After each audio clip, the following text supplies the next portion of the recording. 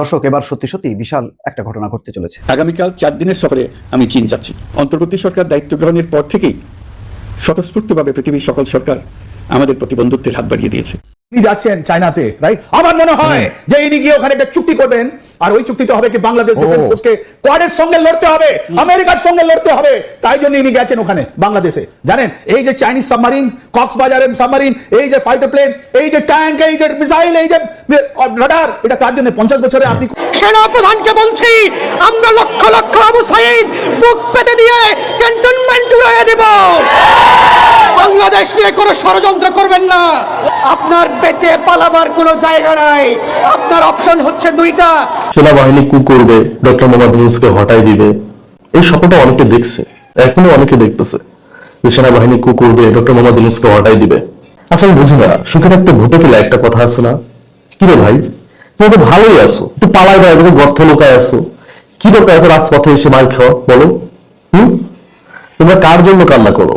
যে জুলাই আগস্টে এত এত মানুষ হত্যা করেছে তার জন্য?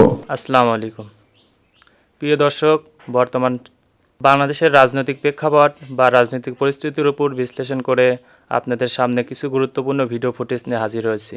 এমনকি দর্শক, আমি আশা করছি যারা ভিডিওটি অন করেছেন তারা ভিডিওটি না টেনে সম্পূর্ণ মনোযোগ সহকারে দেখবেন, তাহলে এই ভিডিওর মূল রহস্য বা আসল ঘটনাগুলো জানতে বা বুঝতে পারবেন। তো প্রিয় দর্শক, আমি আর বেশি কথা বাড়াবো না, চলুন দেখে আসি আজকের সেই কাঙ্ক্ষিত ভিডিওগুলো। তবে তার আগে বলি, যারা এখনও চ্যানেলটি সাবস্ক্রাইব করেননি তারা সাবস্ক্রাইব করে পাশে থাকা বেল আইকনটি বাজিয়ে দিবেন, আর যারা ইতিমধ্যে সাবস্ক্রাইব করে রেখেছেন তাদেরকে অসংখ্য ধন্যবাদ। তো চলুন দর্শক, একটা লাইক দিয়ে আমরা ধারাবাহিকভাবে সকল ভিডিওর বিস্তারিত আলোচনা দেখে আসি। সেনা প্রধানকে বলছি, আমরা লক্ষ লক্ষ আবু সাইদ বুক পেতে দিয়ে ক্যান্টনমেন্ট উড়িয়ে দেব। বাংলাদেশ নিয়ে কোনো ষড়যন্ত্র করবেন না। আপনার বেঁচে পালাবার কোনো জায়গা নাই। আপনার অপশন হচ্ছে দুইটা, বাংলাদেশের কারাগারে থাকবেন নাকি বেলজিয়ামের কারাগারে থাকবেন। আপনাকে সিদ্ধান্ত নিতে হবে, আপনার কবর কি বঙ্গোপসাগরে হবে না আটলান্টিকে হবে। বাংলাদেশে ফেরাউনের পরের নীল নদে যেভাবে কবর খুঁজে বের করা হয়েছিল, আপনার জন্য বাংলার নীল নদ প্রস্তুত করা আছে। বাংলার মাটি ফেরাউনকে যেভাবে মিশরের মাটি নেয় নাই, বাংলার ফেরাউনকেও বাংলার মাটি কবর দিতে দেবে না। আপনার লাশ ভাসায় দেওয়া হবে, বঙ্গোপসাগরে ভাসায় দেওয়া হবে। আপনার জানাজা হবে না, গোসল হবে না, কেউ আপনার জানাজা পড়বে না। যারা শেখ পরিবার দালালদের জানাজা পড়বে ওরা হচ্ছে বাংলার গাদ্দার ঘসিটি বেগম এবং মীর জাফর।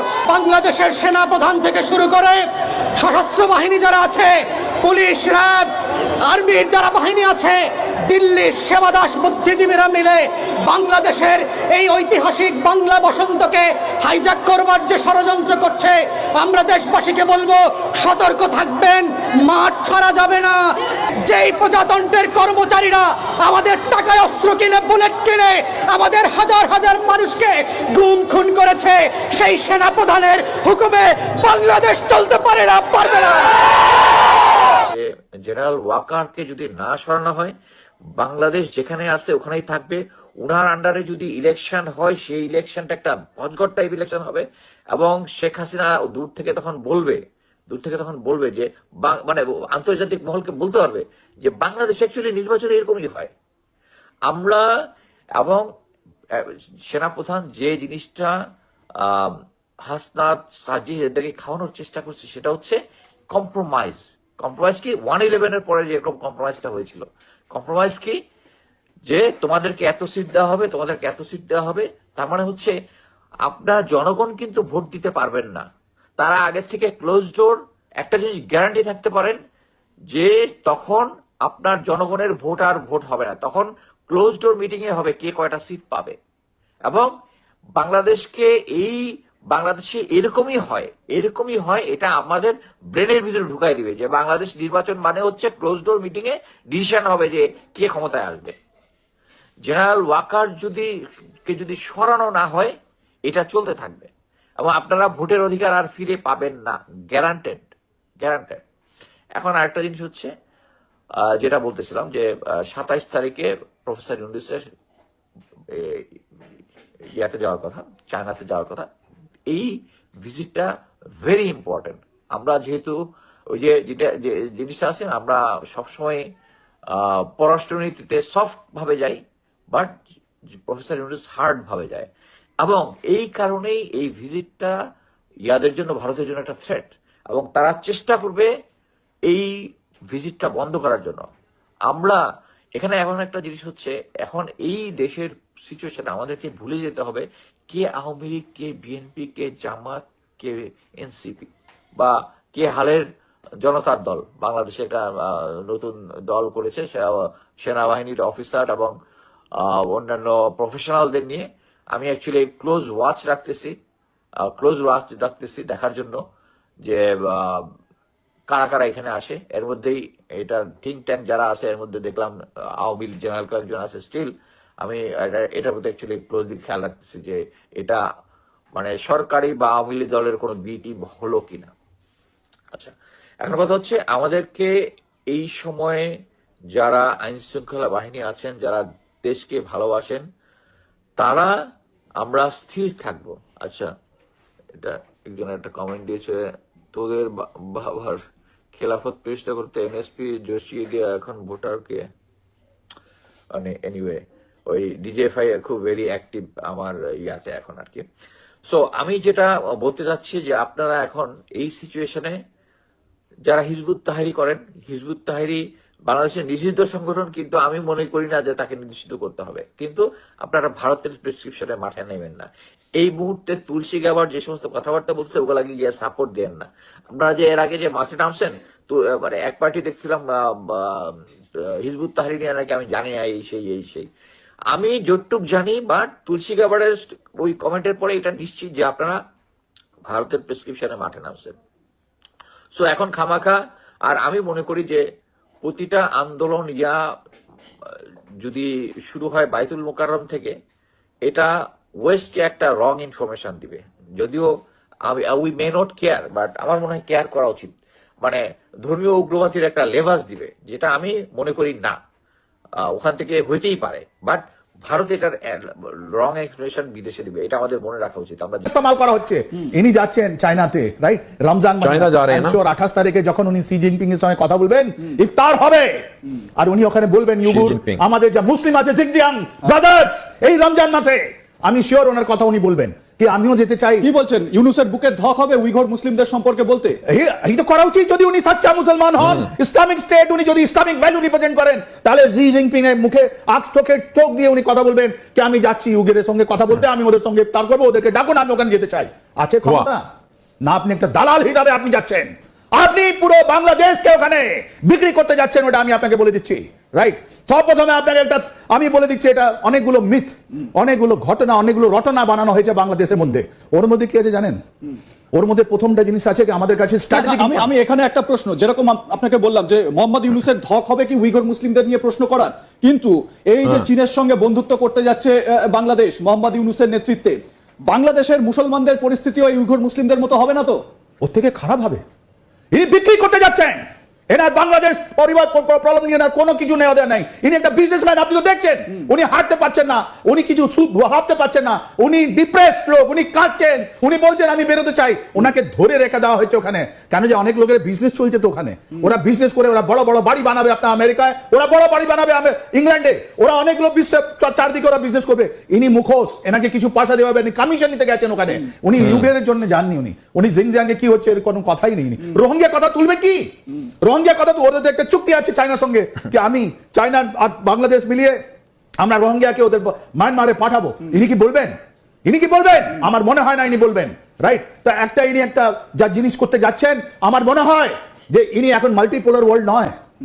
আপনাকে সবাই বলে দিন, এই যে বিশ্বে যে জিও স্ট্র্যাটেজিক আছে, অনেকবার কথা হয়েছে কি জিও এটা মাল্টিপোলার ওয়ার্ল্ড, এখানে নয়। এখানে আছে আদার আপনি চায়নার সঙ্গে আছেন বা চায়না আগেনস্টে আছেন। আমার মনে হয় যে ইনি গিয়ে ওখানে একটা চুক্তি করবেন, আর ওই চুক্তিতে হবে কি বাংলাদেশ ডিফেন্স ফোর্সকে কোয়াডের সঙ্গে লড়তে হবে, আমেরিকার সঙ্গে লড়তে হবে, তাই জন্য ইনি গেছেন ওখানে বাংলাদেশে। জানেন এই যে চাইনিজ সাবমারিন, কক্সবাজারের সাবমারিন, এই যে ফাইটার প্লেন, এই যে ট্যাঙ্ক, এই যে মিসাইল, এই যে রাডার, এটা কার জন্য? 50 বছরে আপনি কোথায় কার সঙ্গে আপনি যুদ্ধ করেছেন আপনি বলেন তো? আপনার কোন জায়গায়? আমি চ্যালেঞ্জ ছুড়ে বলছি আপনার এতে। আগামীকাল 4 দিনের সফরে আমি চীন যাচ্ছি। অন্তর্বর্তী সরকার দায়িত্ব গ্রহণের পর থেকেই স্বতঃস্ফূর্তভাবে পৃথিবীর সকল সরকার আমাদের প্রতিবন্ধুত্বের হাত বাড়িয়ে দিয়েছে। সংযুক্ত আরব আমিরাতে গিয়েছিলাম, তারা বিগত সরকারের সময় আমাদের ভিসা বন্ধ করে দিয়েছিল। আমরা সেই দেশের ভিসার দরজা খোলার চেষ্টা চালিয়ে যাচ্ছি। প্রিয় দেশবাসী, অন্তর্বর্তী সরকার পৃথিবীর বিভিন্ন দেশের শীর্ষস্থানীয় বিনিয়োগকারীদের সঙ্গে নিয়মিত বৈঠক করে যাচ্ছে। তারা বাংলাদেশের বর্তমান ব্যবস্থায় বিনিয়োগের বিষয়ে খুবই আগ্রহী। আশা করছি দ্রুততম সময়ে দেশের নতুন নতুন বিদেশি বিনিয়োগ আপনারা দেখতে পাবেন। সরকার দায়িত্ব নেওয়ার পর থেকে দেশের রপ্তানি 13% বেড়েছে। জানুয়ারিতে 7% কন্টেইনার হ্যান্ডলিং বেড়েছে। বাংলাদেশ বিনিয়োগ উন্নয়ন কর্তৃপক্ষ ইতোমধ্যে লাইসেন্সিং রিকোয়ারমেন্টস, প্রত্যাবাসন আইনসহ বিনিয়োগকারীদের যে সাধারণ সমস্যাগুলো রয়েছে সেগুলো সমাধানে কাজ শুরু করেছে। বাংলাদেশ বিনিয়োগ উন্নয়ন কর্তৃপক্ষ আগামী মাসে ঢাকায় 4 দিনব্যাপী আন্তর্জাতিক বিনিয়োগ সম্মেলন করছে। বিশ্ববিখ্যাত অনেক বিনিয়োগকারী এতে অংশ নেবেন। ইতিমধ্যে DP World, Singapore PSA, AP Moller Maersk কয়েক বিলিয়ন ডলারের বিনিয়োগের প্রস্তাব করেছে। অন্তর্বর্তী সরকার দায়িত্ব গ্রহণের পর থেকেই স্বতঃস্ফূর্তভাবে পৃথিবীর সকল সরকার আমাদের প্রতিবন্ধুত্বের হাত বাড়িয়ে দিয়েছে। এটা শুরু হয়েছিল গত সেপ্টেম্বরে জাতিসংঘের বার্ষিক বৈঠকে। আপনাদের মনে আছে বিশ্বের সরকার প্রধানরা কীভাবে আমাদের সঙ্গে আগ্রহ নিয়ে দেখা করতে এগিয়ে এসছে। তারপর থেকে যে কোনো সম্মেলনে গিয়েছি, দেখেছি আন্তর্জাতিক নেতৃবৃন্দের আগ্রহ কীভাবে ক্রমেই বেড়ে চলেছে। জানুয়ারি মাসে সুইজারল্যান্ডের ডাভোসে গিয়েছিলাম। এই সম্মেলনে 47টি পৃথক ইভেন্টে আমার অংশগ্রহণ করতে হয়েছে। বিভিন্ন দেশের সরকার প্রধান, মন্ত্রী, বিশ্ব বাণিজ্যের নায়করা, জাতিসংঘের মহাসচিব, জাতিসংঘের বিভিন্ন সংস্থার প্রধানদের সঙ্গে বৈঠক করেছে। তারা আমাদের পাশে থাকার জন্য আন্তরিক আগ্রহ প্রকাশ করেছেন। সম্প্রতি আমি সংযুক্ত আরব আমিরাতে গিয়েছিলাম। তারা বিগত সরকারের সময় আমাদের ভিসা বন্ধ করে দিয়েছিল। আমরা সেই দেশের ভিসার দরজা খোলার চেষ্টা চালিয়ে যাচ্ছি। তারা আশ্বাস দিয়েছেন তাদের দিক থেকে সকল আনুষ্ঠানিকতা সম্পন্ন করে ভিসার দরজা উন্মুক্ত করবেন। আমি আশা করছি সেটা দ্রুতই উন্মুক্ত হবে। আমি সংযুক্ত আরব আমিরাতকে আমাদের দেশে শিল্প কারখানা গড়ে তোলার জন্য একটি শিল্পাঞ্চল করার প্রস্তাব দিয়েছি। তারা এ বিষয়ে আগ্রহ জানিয়েছে। বিশ্ব মানচিত্রে বাংলাদেশকে অনন্য উচ্চতায় নিয়ে যাওয়া আমাদের অন্যতম লক্ষ্য। এই লক্ষ্যে আমরা আসিয়ানের সদস্য হিসেবে যোগদান করার বিষয়ে আগ্রহের কথা জানিয়েছি। এই বছরের শুরু থেকেই মালয়েশিয়া আসিয়ানের চেয়ারম্যানের দায়িত্ব গ্রহণ করেছে। মালয়েশিয়ার মাননীয় প্রধানমন্ত্রী আনোয়ার ইব্রাহিমের সঙ্গে এই বিষয়ে কথা হয়েছে। তিনি আমাদের আবেদনের প্রতি সমর্থন জানিয়েছেন, আমাকে মালয়েশিয়া সফরের আমন্ত্রণ জানিয়েছেন। আমি এই আমন্ত্রণ গ্রহণ করেছি। মালয়েশিয়া রোহিঙ্গা সমস্যা সমাধানের জন্য জাতিসংঘের সম্মেলন আয়োজনের দায়িত্ব নিয়েছে। আমাদের দেশ থেকে শ্রমিক নিয়ে যাবার ব্যাপারে যে সমস্ত সমস্যার সৃষ্টি হয়েছিল সবগুলো সমাধানের জন্য আন্তরিকভাবে তারা কাজ করছে। আগামীকাল 4 দিনের সফরে আমি চীন যাচ্ছি। প্রিয় দর্শক, আমি আশা করছি ভিডিওটি সম্পূর্ণ মনোযোগ সহকারে দেখেছেন। সেই সাথে ভিডিও সম্পর্কিত কোনো তথ্য বা মতামত থাকলে কমেন্ট বক্সে জানিয়ে যাবেন। আজকের মতন এখানে শেষ করছি। ফিরে আসছি আগামী দিনে অন্য কোনো টপিকস নিয়ে। সে পর্যন্ত ভালো থাকবেন। আল্লাহ হাফেজ।